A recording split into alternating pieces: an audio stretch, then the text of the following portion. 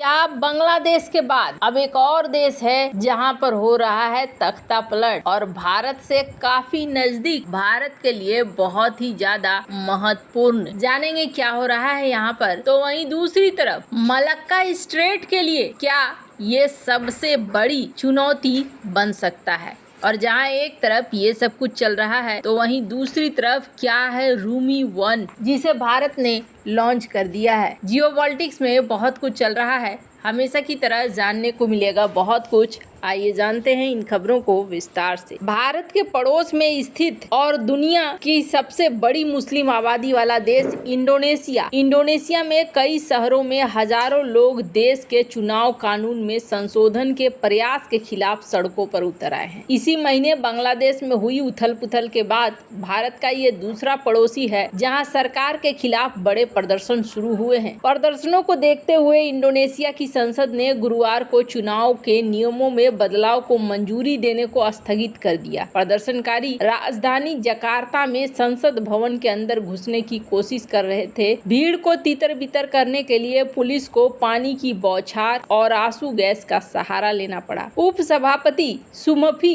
दासको अहमद ने जकार्ता में संवाददाताओं से कहा कि संसद अपने अगले सत्र में विधेयक पर बहस जारी रखेगी। इसका मतलब ये है कि ये कानून इस साल के चुनाव या राष्ट्रपति जोको विडोडो के निवर्तमान प्रशासन पर लागू नहीं होगा, जो अक्टूबर में पद छोड़ रहे हैं। चुनाव कानून में प्रस्तावित परिवर्तन से विडोडो को और भी राजनीतिक ताकत मिलने का अनुमान लगाया गया है। ये जकार्ता के गवर्नर पद के चुनाव में सरकार के एक प्रमुख आलोचक को रोकने के साथ ही विडोडो के लिए बेटे का रास्ता भी साफ करता हुआ नजर आ रहा है। इंडोनेशिया की संसद में विडोडो और निर्वाचित राष्ट्रपति प्रबोवो सुबियांतो के गठबंधन का प्रभुत्व है। इसने एक परिवर्तन को देने की मंजूरी देने की योजना बनाई, जिसके बाद लोग सड़कों पर उतर आए। ये परिवर्तन इसी सप्ताह के शुरुआत में दिए गए संवैधानिक न्यायालय के एक फैसले को पलट देते। संवैधानिक न्यायालय ने मंगलवार को क्षेत्रीय चुनावों में उम्मीदवारों को नामित करने के लिए राजनयिक दलों के लिए स्थानीय विधायिका में 20% हिस्सेदारी रखने की आवश्यकता को रद्द कर दिया। इस फैसले से विडोडो के विरोधी अनीस बसवेदन को जकार्ता में चुनाव लड़ने के योग्य बना दिया। अनीस इसके पहले 2017 से 2022 तक जकार्ता के गवर्नर रहे। इसके साथ ही न्यायालय ने उम्मीदवारों के लिए न्यूनतम आयु सीमा 30 वर्ष कर दी, जो विडोडो के 29 वर्षीय बेटे की उम्मीदवारी को निश्चित रूप से रोकता है। ब्लूमबर्ग की रिपोर्ट के अनुसार प्रस्तावित कानून से विडोडो और प्रबोवो के सहयोगी बिना किसी विरोध के मध्य जावा और जकार्ता में चुनाव लड़ सकेंगे। संसद और न्यायपालिका के बीच सत्ता संघर्ष दुनिया के तीसरे सबसे बड़े लोकतंत्र में एक सप्ताह के नाटकीय राजनीतिक घटनाक्रम और राष्ट्रपति के दूसरे कार्यकाल के अंतिम चरण के बीच हुई। विडोडो ने संशोधन को लेकर हो रहे विरोध को कम करके आंका। उन्होंने बुधवार को कहा कि अदालत का फैसला और संसदीय बहस मानक जांच और संतुलन का हिस्सा थे। संसद पैनल के अध्यक्ष अजमद बदोई ने कहा कि संसद में जनता के गुस्से पर विचार किया जाएगा। यहाँ पर जो ये माहौल बनता हुआ दिख रहा है इंडोनेशिया में, इस माहौल को लोग आम नहीं बता रहे हैं। कई सारे एक्सपर्ट हैं जो इंडोनेशिया में इस हालात को लेकर दो देशों के ऊपर इल्जाम लगा रहे हैं। एक तो चाइना के ऊपर इल्जाम लगा रहे हैं और दूसरा अमेरिका के ऊपर। ये ठीक वैसा ही है जैसा कि बांग्लादेश में हुआ था, और बांग्लादेश में शेख हसीना ने कहा था कि हमें नौसैनिक अड्डा बनाने के लिए बोला गया था, हमने इस बात को नहीं माना, इसी वजह से हमारे यहाँ ये सारा कांड कर लिया गया। अगर मैं अमेरिका को सेंट मार्टिन द्वीप दे देती तो शायद ऐसा नहीं होता। हालांकि अमेरिका में रह रहे उनके बेटे साजिद वाजिद जोय ने इसका खंडन किया और कहा कि मेरी मां ने ऐसा कोई बयान नहीं दिया है। लेकिन 3 महीने पहले शेख हसीना ने सार्वजनिक रूप से ये दावा किया था कि विदेशी ताकत बांग्लादेश के सेंट मार्टिन द्वीप पर नजर रखे हुए है। उस समय हसीना ने देश का नाम नहीं लिया था, लेकिन ये साफ तौर पर अमेरिका की तरफ इशारा था। दरअसल बंगाल की खाड़ी में अमेरिका लंबे समय से अपना सैन्य अड्डा बनाने की इच्छा पाल डाले हुए है। इसके लिए उसकी नजर बांग्लादेश के सबसे दक्षिणी हिस्से पर स्थित सेंट मार्टिन द्वीप है। अब हसीना के जाने के करीब 20 दिन के भीतर ही अमेरिका के प्रतिष्ठित यूएस नेवल इंस्टीट्यूट की कार्यवाही पत्रिका में एक आर्टिकल छपा है। स्क्रीन पर इस ट्वीट को देख सकते हैं, जिसमें बांग्लादेश के पास अमेरिकी नौसेना के लिए अड्डे के महत्व पर जोर दिया गया। ढाका यूनिवर्सिटी के अंतर्राष्ट्रीय संबंधों के लेक्चरर तनवीर अहमद और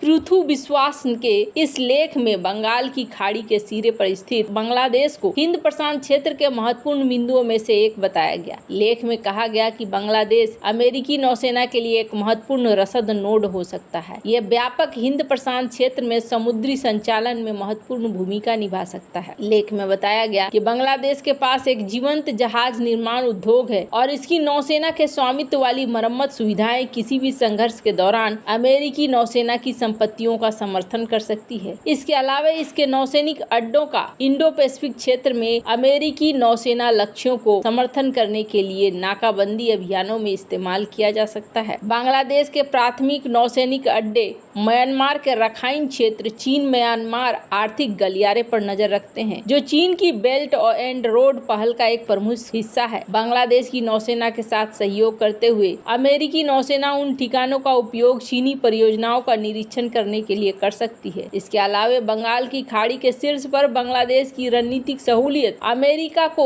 मलक्का जलडमरू मध्य की रक्षा करने में लाभ प्रदान कर सकती है। चीनी अर्थव्यवस्था के लिए महत्वपूर्ण है। वैश्विक समुद्री तेल शिपमेंट का एक बड़ा हिस्सा हिंद महासागर क्षेत्र से गुजरता है। जापान, कोरिया, फिलीपींस जैसे अमेरिकी सहयोगी शामिल हैं। इस क्षेत्र में सुरक्षा बनाए रखना न केवल बांग्लादेश पर आसपास के देशों के लिए भी है। बांग्लादेश के पास इस क्षेत्र में मध्यम रूप से शक्तिशाली नौसैनिक अड्डे हैं। बांग्लादेश की नौसेना ने हाल के सालों में तेजी से आधुनिकीकरण करा है, जिससे इसकी क्षमता बढ़ गई है। बांग्लादेश ने चीन से पनडुब्बियां खरीदकर अपने समुद्री सुरक्षा क्षमता में वृद्धि की है। 2016 में बांग्लादेश को चीन से 2 मिंग क्लास की पनडुब्बियां मिली हैं। बांग्लादेश पनडुब्बी बर्थिंग और विमानन सुविधाओं के साथ एक नौसैनिक अड्डे के निर्माण की प्रक्रिया में है, जो चीनी सहायता और ऋण के साथ अपने समुद्री क्षमताओं की ओर बढ़ रहा है। लेख में यह भी बताया गया कि पश्चिमी प्लेटफॉर्म और वित्त पोषण तक पहुंच की कमी के कारण बांग्लादेश को चीन से पनडुब्बियां खरीदनी पड़ी। अगर सही फंडिंग, टेक्नोलॉजी, प्लेटफॉर्म समर्थन की पेशकश होती तो आधुनिक पश्चिमी डीजल संचालित पारंपरिक हमलावर पनडुब्बियों के लिए एक संभावित उम्मीदवार हो सकता है। इसमें यह भी बताया गया कि किसी भी संभावित संघर्ष के दौरान बांग्लादेश के नौसैनिक अड्डे रसद के लिए एक केंद्र और अमेरिकी नौसेना के लिए एक सुरक्षित बंदरगाह हो सकते हैं। अमेरिका के पास वर्तमान में बंगाल की खाड़ी में कोई अड्डा नहीं है। बांग्लादेश अपनी जनशक्ति,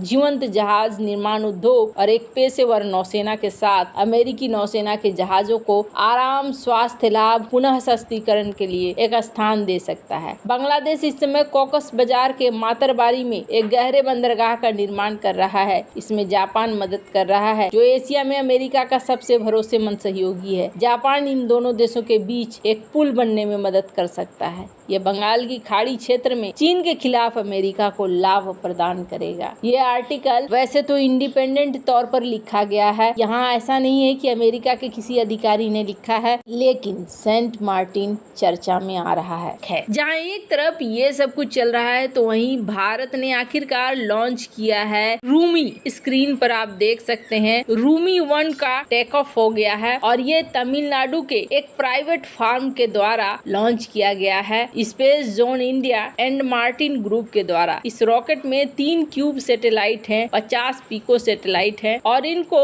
एक मोबाइल लॉन्चर के द्वारा लॉन्च किया गया। ये जो डेटा है ये रिसर्च पर्पस के लिए ग्लोबल वार्मिंग और क्लाइमेट चेंज को रीड करेंगे और इसमें जो पूरी प्रक्रिया है ऐसी मानी जा रही है कि अगर ये पूरी तरीके से सफल होता है तो फिर ये एक बड़ा ही करिश्मा होगा। भारत ने जब से प्राइवेट सेक्टर को भी इसमें छूट दी है, ये बहुत ही बढ़िया आगे बढ़ रहा है। वैसे आपको क्या लगता है इन सब मामले में, आपकी क्या राय है, कमेंट कर जरूर बताएं। जल्द मिलते हैं अगले वीडियो में नई खबर के साथ।